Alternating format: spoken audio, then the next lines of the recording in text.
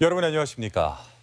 사흘도 채 안 돼서 그러니까 일주일에 2차례나 발생했던 익산 전통시장의 침수 원인이 드디어 드러났습니다.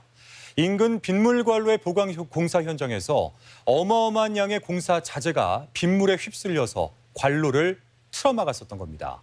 이렇다 할 안전조치도 없이 호우에 취약한 상태로 방치돼 있었던 건데요. 관련해서 자치단체의 부실한 관리 감독이 도마 위에 올랐습니다. 허현호 기자입니다. 장마 초반에 내린 비로 상가 200여 곳이 사흘 만에 2차례나 침수 피해를 입은 익산 중앙시장과 매일시장. 피해 상가에서 300m 떨어진 곳에 위치한 맨홀 아래쪽 관로가 이번 사고의 진원지로 지목됐습니다.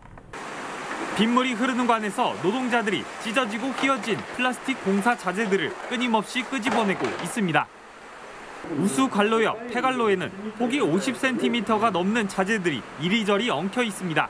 제 키보다 높은 공간에 커다란 자재들이 산더미처럼 쌓여 있습니다. 제 뒤 10m가량 쌓여 있는 것으로 보입니다. 지난해 8월부터 관로 안쪽을 해당 PVC 자재로 감싸 보강하는 노후관 정비 공사가 진행 중이었는데 모르타르로 고정시키기 전 비가 내리면서 무너져 내린 자재가 우수 관로를 막았고 결국 대규모 침수로 이어진 겁니다. 어이가 없죠.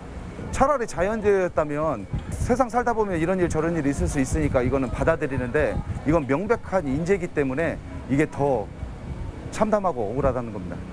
익산시는 해당 하수도 공사를 원인으로 보고 정밀 조사를 통해 시공사와 관련 공무원의 책임을 묻겠다는 입장입니다.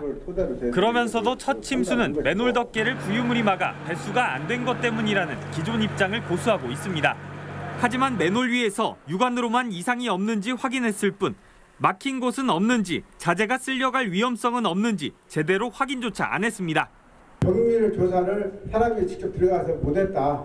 그 부분이 좀 미흡한 부분인데 원인은 이쪽에 있다고 일단 우리가 봤기 때문에 거기를 이렇게 정밀하게 볼 필요성을 좀 덜 느꼈다. 시공사에 이렇다 할 안전조치 없이 장마가 시작될 때까지 호우에 취약한 상태로 방치됐던 상황.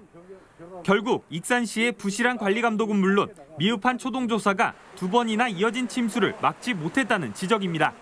공사 현장에 있었다는 것은 당연히 제일 먼저 확인을 해봤어야 됨에도 불구하고 이 부분을 제대로 확인을 못했다는 것은 행정의 관리 책임 틀림없이 있다고 보여집니다.